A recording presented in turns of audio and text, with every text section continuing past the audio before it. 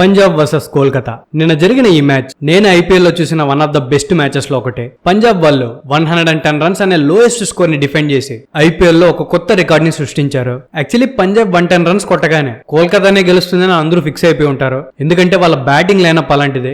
Narine, de Kock, Rahane, Rinku, Russell and Venkatesh Iyer లాంటి danger అంటే danger గా ఉన్న టీం అది.